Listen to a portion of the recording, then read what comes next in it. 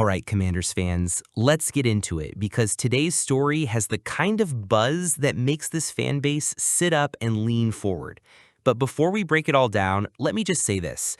Our Washington Commanders are working every single day to get sharper, to get stronger, and to bring results that will make the city proud.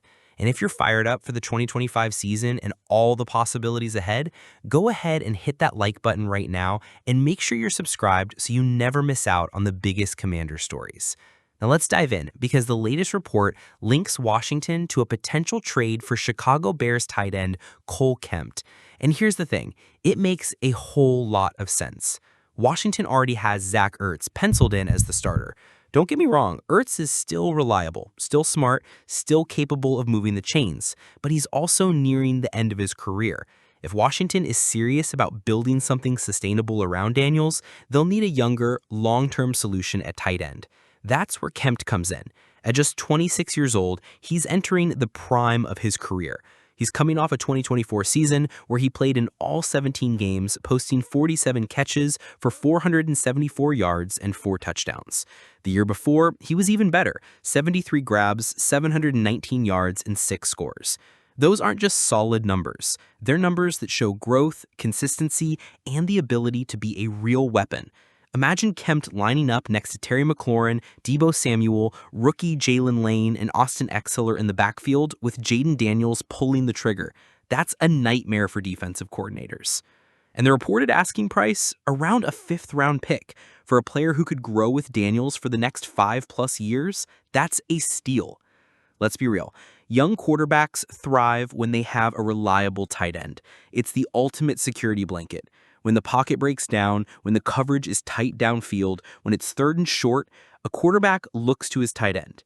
Think about Patrick Mahomes with Travis Kelce, Joe Burrow with a reliable chain mover in the slot like Tyler Boyd, Lamar Jackson once Mark Andrews got rolling.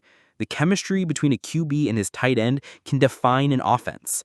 Daniels already showed he can handle the spotlight last year, but giving him a 26-year-old, big-bodied, reliable target like Kmet could be the missing piece to elevate his game to the next level. Some fans might ask, but what about Ertz? And that's fair. Ertz has been solid throughout camp, and he'll play a role this season. But look, the NFL is about thinking one step ahead. Ertz is a bridge. Kmet could be the foundation. It doesn't have to be an either-or situation. Having both on the roster for 2025 would actually give Washington one of the more underrated tight end duos in the league. Ertz brings experience, leadership, and situational reliability. Kmet brings youth, physicality, and the ability to stretch defenses. Together, that's dangerous. While trade rumors swirl, the Commanders' attention is laser-focused on Week 1 against the New York Giants. And here's where things get even more interesting. Washington may already have an edge heading into the season opener. The Giants are banged up. Wide receiver Malik Nabers, Jayden Daniels' best friend and LSU teammate, has been nursing a back issue. Head coach Brian Daboll insists he'll play, but back injuries are unpredictable. More concerning for New York, though, is the status of left tackle Andrew Thomas. If Thomas can't go, or if he's limited, the Giants will be forced to protect Russell Wilson with backup James Hudson. And let's just say this, if there's one place you don't want to be shorthanded against the Commanders, it's on the offensive line. With guys like Jonathan Allen, Darren Payne, Frankie Louvu, and even a veteran presence like Von Miller ready to rotate in, Washington's defensive front could absolutely feast. That's a matchup nightmare for the Giants and a golden opportunity for the Commanders to set the tone early. Of course, Dan Quinn isn't letting his guys get caught up in the drama. Just like Daboll downplayed the Giants' issues, Quinn has been preaching focus, one game at a time, one practice at a time. Don't get too far ahead of yourself. And honestly, that's exactly what this team needs. Washington isn't the underdog surprise anymore. They're the hunted. Every team on their schedule is going to circle that date and bring their best. If Daniels and this squad want to get back to the NFC Championship or beyond, they'll need to embrace that target on their back. First up, Michael Deiter. Fans will remember that Deiter actually played a role for Washington last season, stepping in as a backup when Tyler Biadasz missed time. He's versatile, dependable, and now he's back on the active roster. Without him, Nick Allegretti, who's really more of a guard, would have been the backup center. That's not a situation Dan Quinn or Adam Peters wanted heading into Week 1. Deiter brings familiarity with the offense, experience in high-pressure snaps, and a level of comfort for Jayden Daniels. Remember, a rookie quarterback's success is directly tied to the stability of his offensive line. Daniels already has Laramie Tunsil anchoring the blind side, Biadasz calling protections, and now the security of knowing there's a true center behind Biadasz if anything goes wrong. This is a quiet but smart move, exactly the kind of detail great teams don't overlook. Now let's talk about Chris Moore. This one is really intriguing. Washington originally kept only 5 receivers on the 53-man roster. By elevating Moore, they now go into week 1 with 6 options available. Why does that matter? Because Noah Brown's knee injury from minicamp still lingers, and although he's cleared, he hasn't played a single snap in the preseason. Moore provides insurance, a veteran who understands spacing, blocking, and can give Daniels another reliable target if needed. So yes, these may seem like small adjustments, but in the NFL, depth and flexibility win games. Injury updates. Everyone's ready, almost. Now the good news, Washington's official injury report heading into week 1 lists no players with injury designations. That's huge. Quinn confirmed that every man is good to go, even Noah Brown and Jonathan Jones, who had veteran rest days after being limited earlier in the week. That means unlike the Giants, who are dealing with major question marks along the offensive line, Washington steps into this matchup fully loaded. That's a luxury, and it's exactly what you want when you're starting the season at home in front of a fired-up fan base. But let's switch gears here, because while roster moves and injury updates are important, the heart of today's story is about a young man fighting for his NFL future, linebacker Jordan Magee. Magee was a 5th-round pick in 2024, and the Commanders believed they had stolen a gem out of Temple. His athleticism jumped off the tape. His speed, his sideline-to-sideline range, all of it screamed modern-day linebacker. The problem? Injuries.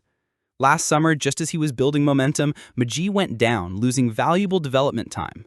When he returned, he was relegated mostly to special teams.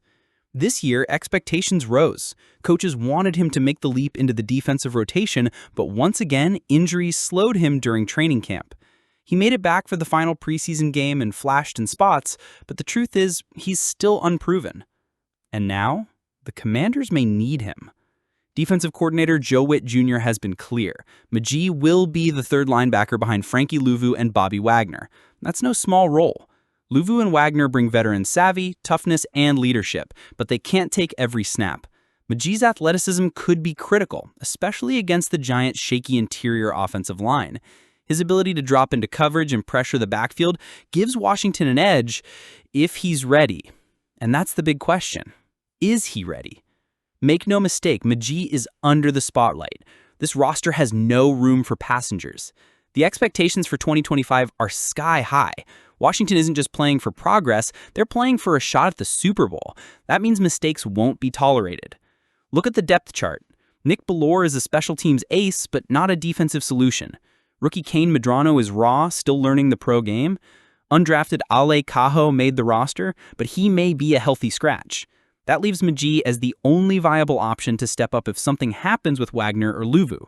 He has the tools, but now he has to put it all together.